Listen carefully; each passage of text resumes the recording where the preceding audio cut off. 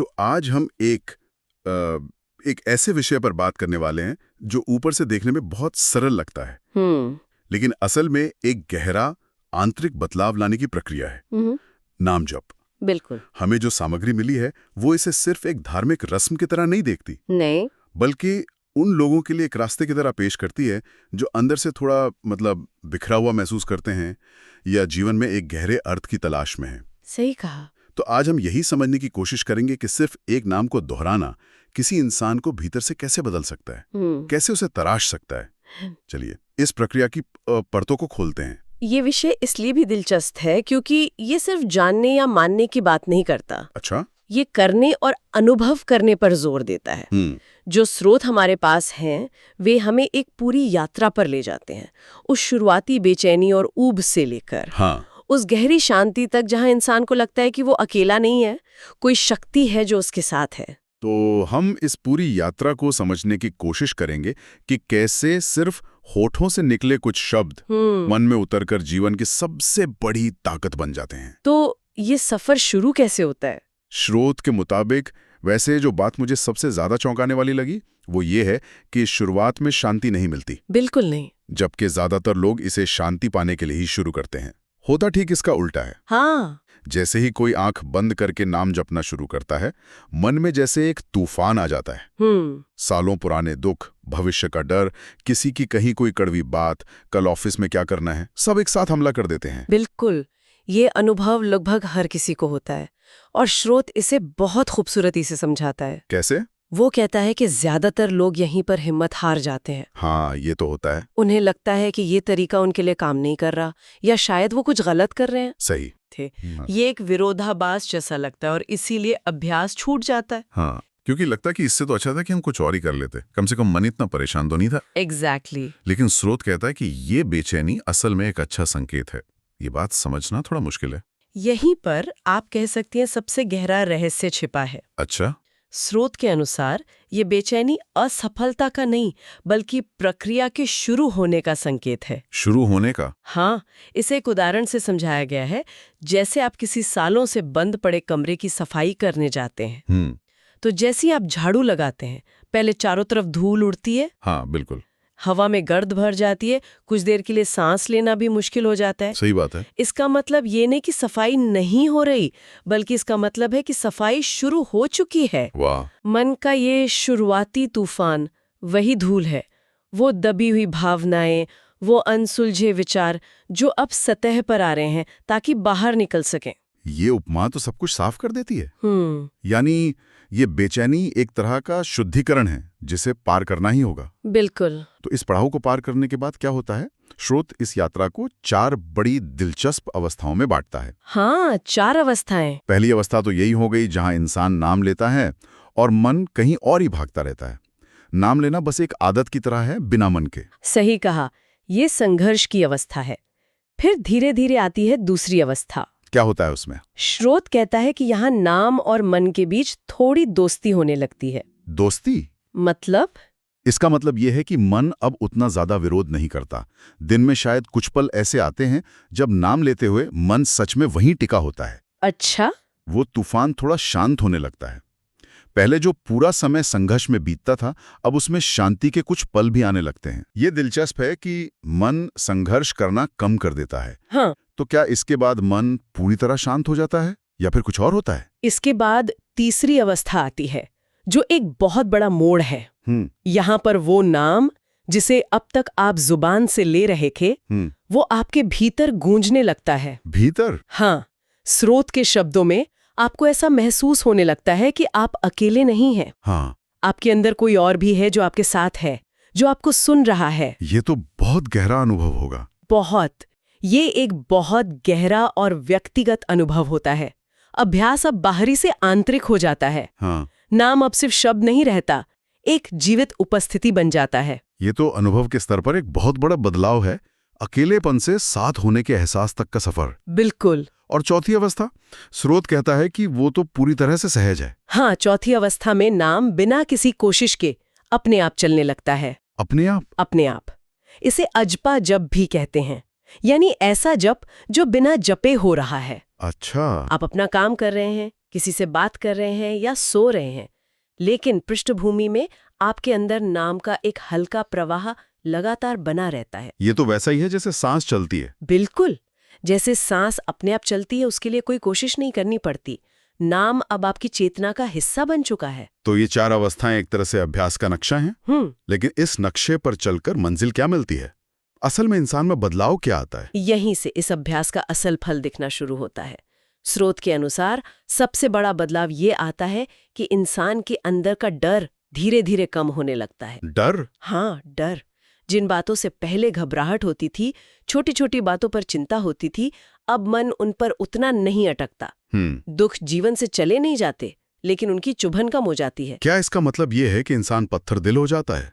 उसे कुछ महसूस नहीं होता? दुख उसे तोड़ता नहीं, उसे डुबोता नहीं। अच्छा, ये फर्क है। हाँ, स्रोत कहता है कि पहले जो दुख एक तूफान की तरह आता था और सब कुछ तबाह कर देता था, हाँ। अब वो एक लहर की तरह आता है, आपको भिगोता है और गुजर जाता है। वाह। आप उस दुख के साक्षी बन जाते हैं, उसके शिकार नहीं।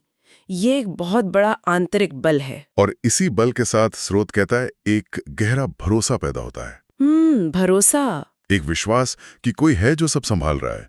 ये सिर्फ एक किताबी विश्वास नहीं है। नहीं, ये एक अनुभव है। हाँ, स्रोत के शब्द बहुत मार्मिक हैं। जब मन बिल्कुल टूट जाता है तो भीतर से एक आवाज आती है, डरो मत। जब आंसू बहते हैं तो भीतर एक शांति उतरती है। ये अनुभव बाहरी दुनिया में भगवान को खोजने जैसा नहीं, बल्कि उनकी मौजूदगी को अपने अंदर महसूस करने जैसा है। और यहाँ एक बहुत सूक्ष्म लेकिन गहरा फर्क बताया गया है। क्या? लोग अक्सर कहते हैं भगवान मुझसे मिलने आए, लेकिन स्रोत कहता है कि भगवान कहीं आते जाते नहीं, वो तो हमेशा से वहीं थे। अच्छा, तो फिर असल में आप उनके अनुभव के लिए तैयार हो जाते हैं। आप तैयार हो जाते हैं। हाँ, ये एक बहुत बड़ा दृष्टिकोण परिवर्तन है।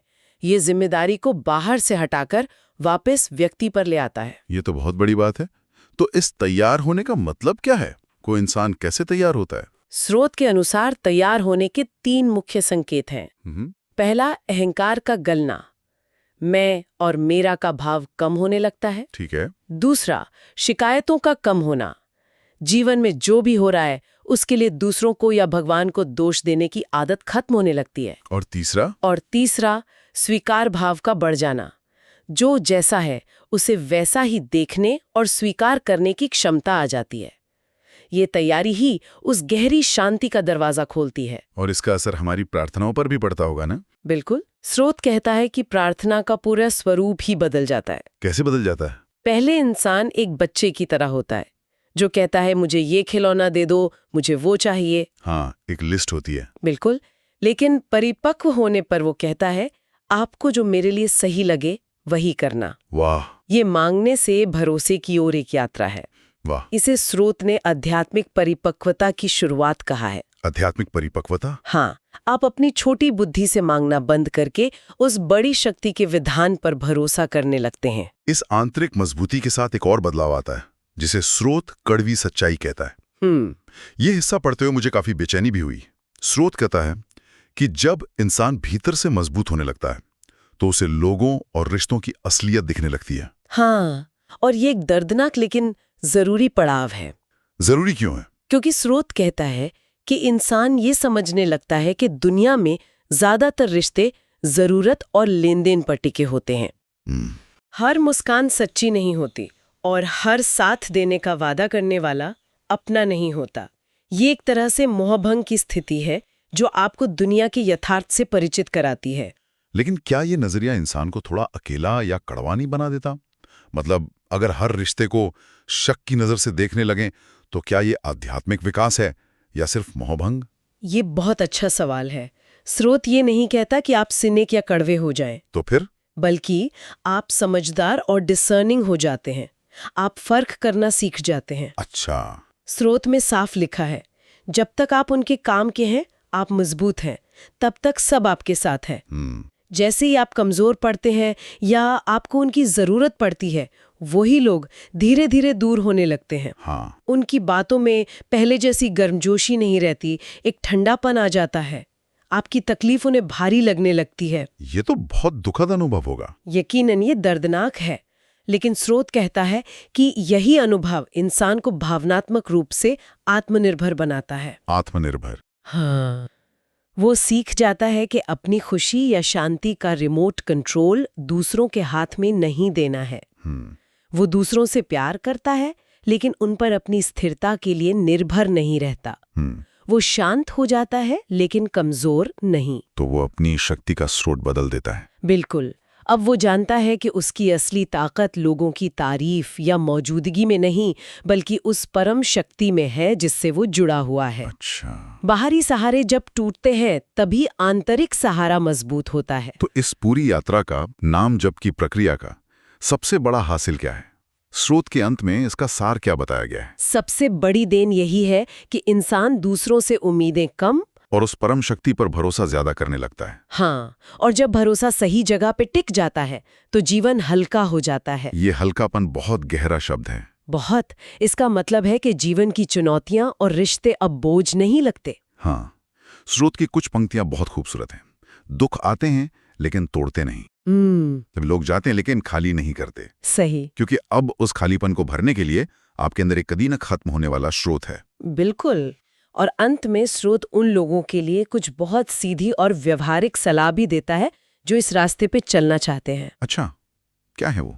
पहली सलाह है कि नाम जब दिखावे या गिनती के लिए नहीं, बल्कि भाव से करें। भाव से। हाँ, 100 बार बिना मन के जपने से अच्छा है 10 बार पूरे दिल से जपना। और मन के भटकने का क्या, जो कि सबसे आम समस्या है? उसके लिए सलाह है कि मन भटके तो परेशान ना हो, उससे लड़े नहीं। तो क्या करें? उसे एक बच्चे की तरह प्यार से समझाकर वापस नाम पर ले आएं।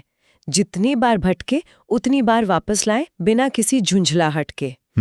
इसे प्रक्रिया का हिस्सा मानना बहुत जरूरी है, नहीं तो निराशा हाथ लगेगी। और शायद सबसे जरूरी सलाह निरंतरता को लेकर है। हाँ, रोज थोड़ा समय दें, पर रोज दें। रोज, चाहे 10 मिनट ही सही, लेकिन नियम बना लें। स्रोत कहता है कि ये मात्रा का नहीं, बल्कि नियमितता का अभ्यास है। जैसे रोज एक एक बूंद पानी गिरने से पत्थर पर भी निशान पड़ जाता है, वैसे ही रोज के अभ्यास से मन पर गहरा असर होता है और धीरे धीरे आपके अंदर एक नई स्थिरता जन्म लेने लगती है। तो आज हमने नाम जप की प्रक्रिया को एक बहुत ही गहरे मनोवैज्ञानिक और आध्यात्मिक नजरिए से देखा। हाँ, मन के शुरुआती तूफान से शुरू होकर एक सहज आंतरिक शांति तक पहुंचना, जहां डर की जगह भरोसा ले लेता है। स्रोत की सबसे गहरी बात शायद यही है कि भगवान दूर नहीं थे, आप ही दूर थे। ये अभ्यास बस उस दूरी को मिटाने का एक तरीका है। बिल्कुल। ये पूरी यात्रा बाहर से भीतर की ओर मुड़ने की है। और अंत में हमारे श्रोताओं के लिए सोचने के लिए एक विचार। स्रोत ये बताता है कि असली ताकत का अनुभव तब होता है जब हम अपनी निर्भरता बाहरी दुनिया और लोगों से हटाकर अपने आंतरिक केंद्र पर ले आते हैं। सही। सोचें तो रोजमर्रा की जिंदगी में इस एक सिद्धांत का अभ्यास करना कैसा होगा? एक दिलचस्प सवाल है। अगर हम अपनी खुशी, अपनी मान्यता और अपनी शांति के लिए दूसरों की तरफ देखना थोड़ा कम कर दें, तो हमारे रिश्तों, हमारे काम और हमारे मन पर इसका क्या असर पड़ेगा?